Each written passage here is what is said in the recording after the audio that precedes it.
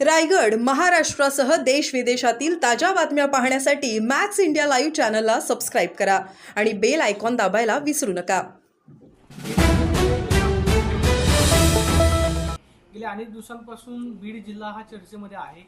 काही केल्या बीडमधली गुन्हेगारी थांबायचं नाव घेत नाही. अजित पवार बीडचे पालकमंत्री झाल्यानंतर काहीशा घटना त्याच्यावरती होत येतील अशा पद्धतीची शक्यता होती, मात्र तसं काही होताना दिसत नाही. असं आहे की कायदा सुव्यवस्थेचा धाक हा बीड जिल्ह्यात राहिलाच नाही असं दिसतंय. अंबाजोगाई तालुक्यात ही दुर्दैवी घटना झाली.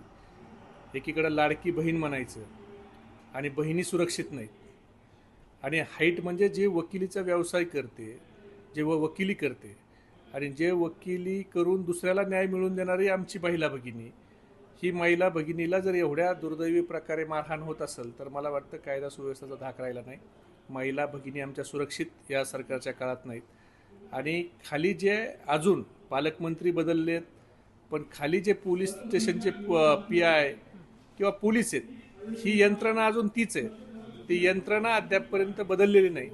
त्यामुळं जोपर्यंत यंत्रणा बदलत नाही तोपर्यंत गुन्हेगारावर कायद्याचा धाक होणार नाही. पालकमंत्री हे महिन्यातनं एखाद्या वेळेला 2-3 तासासाठी येतात.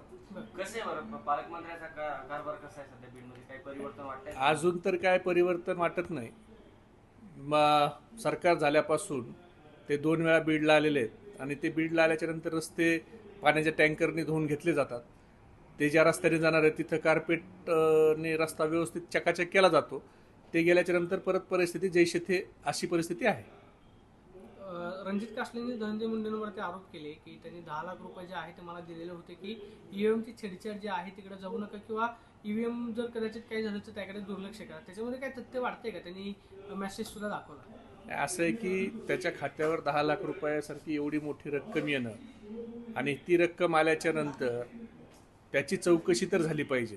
एक पोलीसमधला अधिकारी जो निलंबित असेल पण त्याच्या खात्यात 10 लाख रुपये येते, तो स्वतः दाखवतोय आणि तो जर गंभीर आरोप त्या ठिकाणी करत असेल तर मला वाटतं याची उच्चस्तरीय SIT नेमून पंकज कुमावत सारख्या एखाद्या अधिकाऱ्याला आणून चौकशी केली पाहिजे. आणि ईव्हीएमवर शंका फक्त आता रणजित कासलेंनी बोलून दाखवलं, आता अमेरिकेतून कुणीतरी बोलतंय, पण ईव्हीएमची शंका ही महाराष्ट्रातल्या मार्केटवाडीसारख्या गावातल्या सर्वसामान्य मतदाराच्या मनामध्ये देखील ईव्हीएमची शंका आहेच ना. लाडक्या बहिणींना 2100 रुपये मिळणार अशा पद्धतीची चर्चा होती. त्यावरती हसन मुश्रीफ असं म्हणाले, आम्ही 2100 रुपये ज्यावेळेस वाटेल त्यावेळेस देऊ, मात्र जिल्हा परिषद पंचायत समितीत आम्हाला मतं मिळणार नाहीत याचा आम्हाला अंदाज आलाय. म्हणजे नक्की याचा अर्थ काय घ्यायचा? याचा अर्थ असा आहे की बहिणी ह्या लाडक्या नव्हत्याच, मतदानापुरतेच त्यांना बहिणी लाडक्या वाटल्या होत्या. आणि मुळात एकनाथ शिंदेच्या बहिणी आहेत, त्याने एकनाथ शिंदे साहेबांनी 2100 रुपयाची घोषणा केली म्हणून देवेंद्र फडणवीसांना ह्या सावत्र बहिणी वाटायला लागल्यात का, अशी एक शंका आता तिघांचं सरकारातलं जे कुरघोडी बघता एकनाथ शिंदेला त्या योजनेचं श्रेय जाऊ नये म्हणून आता पहिल्या टप्प्यात 10 लाख बहिणी कमी केल्या. आता नमो योजनेत ज्या महिला भगिनी लाभ घेत आहेत त्यातल्या 9-10 लाख कमी केल्या, म्हणजे त्यांना 500 रुपये देणार आहेत. म्हणून आता शिंदे साहेबाच्या बहिणींना देवेंद्र फडणवीस हे सावत्र भावासारखे वागवत आहेत. पुण्यातील रिंगणात मंगेशकर रुग्णालयामध्ये जो प्रकार घडलेला होता त्याच्यावरती जिल्हा मेडिकल बोर्ड कडून जो अहवाल दिलेला आहे त्या अहवालामध्ये जवळपास डॉक्टर घायसर असेल किंवा मंगेशकर रुग्णालय असेल यांना क्लीन चिट दिलेली पाहायला मिळते. त्यामुळे रोष व्यक्त होतोय. सगळेजण म्हणत होते की भिसे कुटुंबाला न्याय मिळेल, पण आता न्याय मिळेल असं वाटत नाही. न्याय भिसे कुटुंबाला द्यायचा असता तर पहिल्याच दिवशी दिले असतं. आणि ज्या आमदाराचे ते PA होते त्या आमदाराचं देखील मला वाटतं तुमच्या चॅनलवर दाखवलंय. अगोदरचं त्या काय बोलत होते, नंतर त्यांनी का पलटी मारली, म्हणजे त्याच्यावर कुणाचा दबाव होता. म्हणजे सरकार हे मंगेशकर हॉस्पिटलला वाचवण्यासाठी किती टोकाचा प्रयत्न करतंय.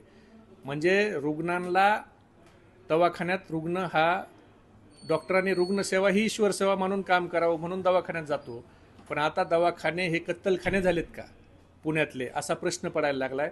म्हणजे पेशंट गेला तर तुम्ही त्याला कापणार? 10-20 लाख रुपये जर पेशंटच्या खिशात नसले तर तुम्ही त्याला देणार नाही. मग तुम्ही कसले धर्मदाय आयुक्त, कसलं चॅरिटेबल ट्रस्ट, काय हॉस्पिटल कशासाठी चालवताय? अहो, ज्या कुटुंबाने त्यांना जमीन दिली मंगेशकर हॉस्पिटलला त्या कुटुंबाच्या मालकाला देखील ह्यांनी व्हिजिटिंग चार्ज डॉक्टरचे घेतले.